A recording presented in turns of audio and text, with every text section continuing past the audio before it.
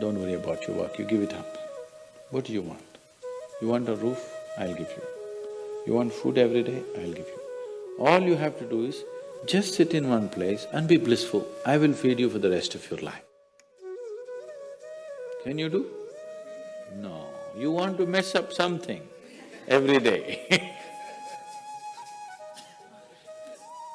People say they're only working for a living. I said, don't worry, I'll give you shelter, I'll give you food every day, no problem. All you have to do is, I want to see tears of blissfulness every day. That's all the requirement. You don't have to do any work, you don't have to serve me, you don't have to produce anything, nothing. Just sit here blissfully, we'll feed you, we'll worship you. No. So the problem is not in your work, the problem is not in your life, the problem is not in the world that you live, the problem is just that you have not done the necessary things for this one to flow through this effortlessly, beautifully. The necessary work has not been done and we're just hoping it'll happen by accident. It doesn't happen by accident. Lot of people in the world think United States of America is heaven. But people who live here don't think so at all. Isn't it so? Isn't it? Lot of people in the world are dying to get an entry into the country. You open up the southern borders, 10 million people will enter tomorrow morning because they think this is heaven. But you are not experiencing it that way, isn't it? You are not experiencing this as heaven because hell and heaven is not a geographical place. Hell and heaven is what you make out of yourself, isn't it? Too much talk about heaven has been going on because there are too many people who made a hell out of themselves.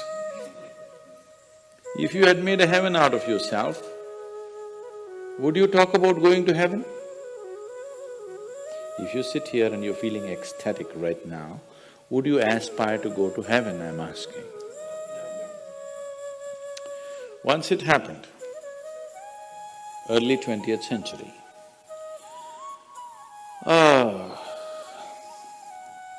an Orthodox Greek church, a bishop from that church, Orthodox Greeks have their own separate church, they have their own pope who lives in Turkey, you know this?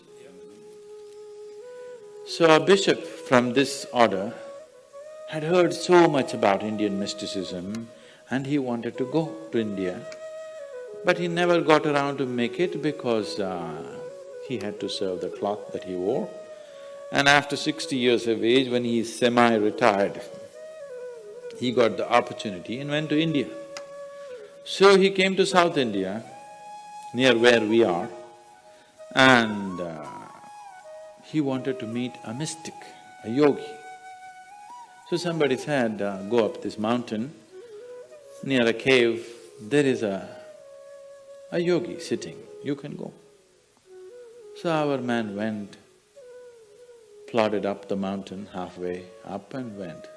In front of a cave, an old man with a gentle smile upon his face was just sitting with his eyes closed. So the bishop went and prostrated. He cannot do it, he is not made for that. But they had told him, if you go to India, you have to crawl.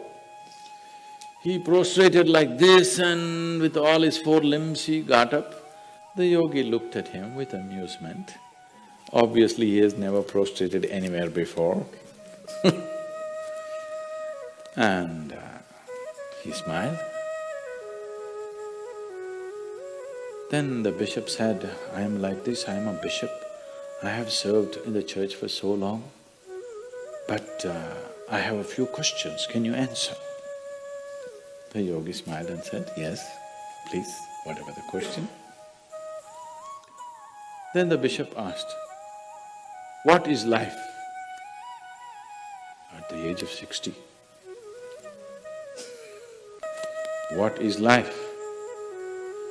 So the yogi closed his eyes, became very blissful and said, life is like the fragrance of a jasmine on the spring breeze. And tears of blissfulness flowed out of his eyes as he was saying this. Then the bishop said, no, no, no. Our Pope has told us, life is like a thorn and we must renounce it. And even symbolically, Jesus himself wore a crown of thorns. So, how come you say this? Our Pope says otherwise. The yogi looked at him, smiled and said, well, that's his life.